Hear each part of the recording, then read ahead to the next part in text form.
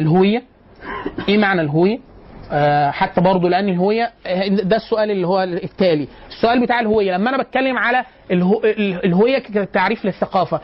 في عندنا تعريفين كبار، وان بعد كده في حاجات كتير جدا جوه علم الاجتماع مختلفه عن اللي انا هقوله ده، لكن في حاجتين اساسيتين يعني هما اللي احنا بندور حوالينهم.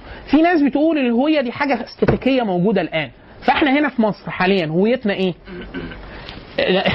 يعني ايه اللي بيصاغ لينا كهويه؟ يعني لما احنا بنعرف ذواتنا، احنا ايه ذواتنا؟ فاحنا بنقول والله هويتنا الفقر وعدم النظافه والمحسوبيه واحنا بنكره بعض ده جزء من تعريف الهويه بتاعتنا، مش صح كده؟ فنقول احنا فعلا حاسين بده، اعترفنا بده سواء ما اعترفناش بده، لكن احنا من جوانا حاسين بايه؟ بان دي هويتنا. خلاص؟ فواحد بيقول لك لا دي بيسموها الهويه الاجماعيه، يعني انتم مجموعين على ده. الجماعه الماركسيين او بتوع اليسار ودول احيانا حاجه حسنه من حسناتهم يعني لو كان لهم حسنات يعني يقولوا ايه؟ لا دي هويه انت مجبر عليها، دي اللي بتصنعها الطبقه المتسلطه والسياسيه والطبقه المستغله. انت المفروض الهويه الحقيقيه دي هويه زائفه بتقدم ليك على اساس ان وهي ليست هويه، ودي ثقافه برضه زائفه. امال ايه الصح؟ ان دي تراكمات، دي احنا وارثينها، دي اجتماعي. فانا اصلا كمصري انا ذليل، انا اصلا مستعبد، انا اصلا مستبد بيا، انا اصلا فقير، انا اصلا جاهل. ده تعريفي الهويه الحاليه، بس دي هويه زائفه. امال ايه الهويه؟ الهويه التي انا اريدها، اللي هي ما ينبغي ان يكون وليس ما هو كائن، ما ينبغي ان يكون دي هويتي. فانا عشان كده احنا دايما بنقول لما انت بتحاول تخلي واحد يعتز بهويته اكتشفها، معقل هذه اللغه، معقل هذه الهويه فين؟ مصدرها اللغه. لما انا اقول لك ايه؟ انت راجل عظيم، وانت راجل فارس، وانت راجل معلم الدنيا، وانت راجل فاتح بتاع، فين يا اخويا ده؟ انا ما شفتش الكلام ده. فاقول لك لا، اقرا كده، هات اشعارك، هات قرانك، هات حديث النبي صلى الله عليه وسلم، هات كده، فانت تحس ايه؟ لا لا لا، اول ما تقرا النصوص تشوف نصوص عشان كده لما تيجي طفل تعلمه السيره، ولا لما يشوف نموذج خالد بن الوليد وبتاع، تبقى ايه؟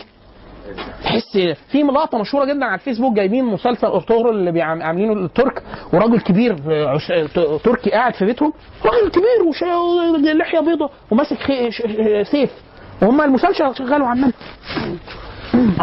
هو ايه اللي حسه؟ اوروبا دي تركيا اللي مش راضيين يدخلوها الاتحاد الاوروبي، اوروبا التركي ده اللي هم عمالين يقولوا له لا انتوا لا ترقوا ان تركوا جوه الاتحاد الاوروبي، مش عارف ايه، ده عمال يبص في تاريخه. يعني زي ما حد مثلا مصر عربي يشوف مثلا مسلسل عمر بن الخطاب، صلاح الدين الايوبي، مش عارف ايه، فاهم؟ يحس بايه؟ لا بص نفخناهم امبارح. فانت بتبقى حاسس بايه؟ هو ايه اللي انت حاسس بيه ده؟ دي الهويه التي ينبغي ان تكون. عشان كده في نص رائق جدا كان قاله لي الشيخ حاتم الانصاري، وهو يعني تفضل عليه بعد كده ولقيه لي، يعني هو كان قاله لي مشافهه كده، قلت له ايه ده؟ النص ده حلو قوي، فين؟ وقال لي لا والله انا كان قريته عرضا فما افتكرتش فين. وهو اثناء كان ساعتها كان بيعمل الدكتوراه الاولى بتاعته في الادب الاندلسيين، فقال لي جبته لك واداني الموضع، اهدهوني. يعني ايه الموضع؟ واحد معلم للعبيد والجواري في الاندلس، فبيعلمهم، فبيحفظهم ايه؟ زمان العبد او الامه عشان قيمته الشرعيه تزداد، اللي هو الجانب الثقافي فيه لازم يكون زايد.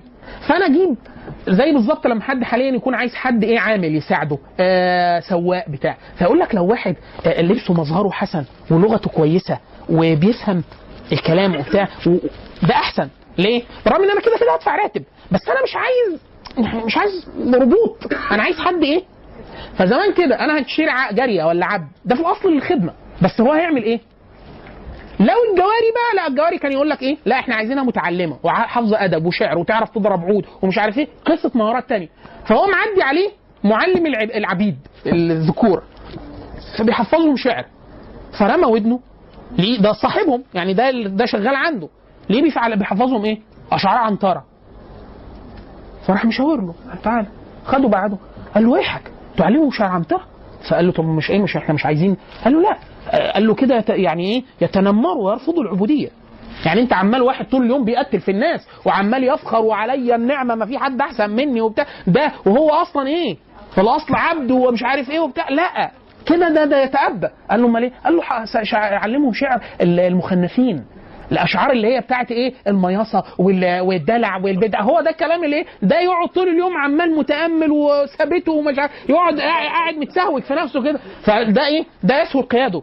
لكن واحد انت تعلمه، عشان كده يقال كثير جدا من ابيات الشعر بل في مواقف مشهوده منعت اصحابها من ان يفروا، وفي الناس تمثلت بابيات منعتها ان تفر.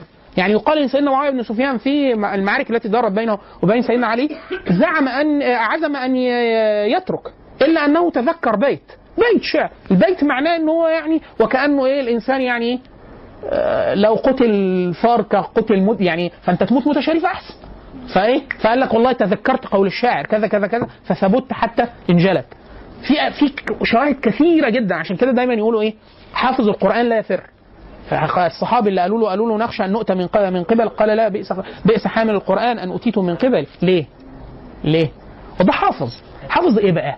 ده حافظ اني حافظ كل حق، حافظ جالوت وطالوت وجالوت، وحافظ عدم الفرار، وحافظ. عشان كده كان لينا اخواننا كتير جدا من الناس اللي جاهدت بره مصر كنا نساله نقول له يعني مين؟ يقول طلبه العلم حافظه القران. تقول لك عند الاختبار الحقيقي تلاقي حافظ، يقول لك حافظ القران تلاقيه لا يثر، تلاقيه صابر، تلاقيه ايه السبب؟ النص اللي هو اللي معاه. عشان كده النبي صلى الله عليه وسلم في غزوه حنين قال يا لاصحاب البقره اللي حافظ البقره يجي ليه؟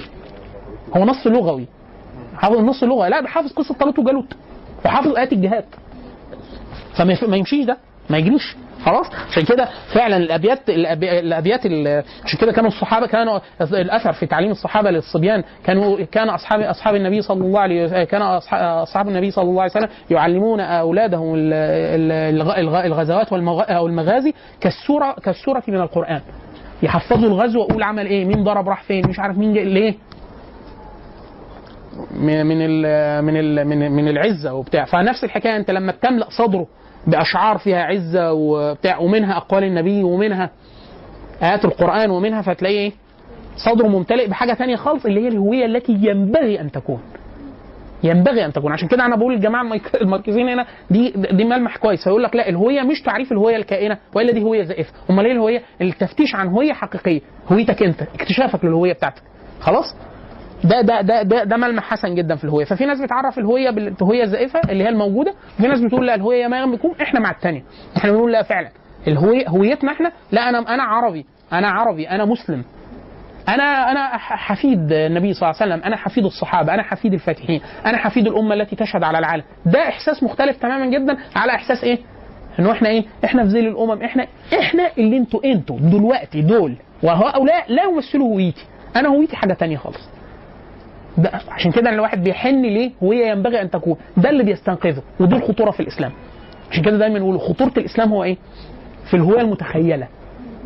عشان كده بيسموها في كتاب بنت بريطانيا اللي كانت عامله البحث مترجم للعربيه اسمه المسلمون الافتراضيون، التقطت المعنى. وفي واحد اسمه بندكت اندرسون كان عامل كتاب اسمه الجماعات المتخيله، بيتكلم على هذا الشعور ان في امه احنا مستشعرين. يعني الناس عماله تقول اخواننا المسلمين في بورما ومش عارف ايه بتاع، انت ما تعرفهمش شكلهم ايه اصلا، انت ما بتعرفش تكلمهم، بس هو ايه اللي جمعك بينهم؟ ان انت تستشعر ان فيهم مشترك. ايه هو المشتركه؟ انه يشهد ان لا اله الا الله وانا اشهد ان لا اله الا الله محمد رسول الله. فانا منه وهو مني. طب ايه المشترك؟ الهويه. انا وهو بنعرف ذات تاريخيه واحده، انا وهو بنعرف ذات عقديه واحده، انا بنعرف ذات انتمائيه واحده، وهكذا. خلاص؟ فبندكت اندرسون كان عامل كتاب اسمه الجماعات المتخيله، اللي هو كيف يمكن هذه لمجموعه من الناس مع التباعد المكاني وبتاع يجمعهم شيء هلامي كده اللي احنا بنسميه الهويه ده. فهو كان شارح ده ازاي الناس بتعمل ده ونماذج لده. البنت البريطانيه مش فاكر اسمها بس فاكر اسم الكتاب، اسمه المسلمون الافتراضيون، اسمه اي مسلمز، اللي هو انتوا عارفين لما دلوقتي اي نسخه اي حاجه الكترونيه من حاجه فيتقول لك دي النسخه جايه من الرياضيات اللي هي الاعداد المركبه، خلاص فيقول لك ده اللي هو ما هو اي حاجه سالب تحت الجذر، فيقول لك ده المسلمون الافتراضيون. هي بتقول عملت دراسه على كل مجموعات الشبكات والمدونات اللي على الانترنت وبتاع، فوجئت ان الناس والمسلمين بيعرفوا نفسهم ازاي.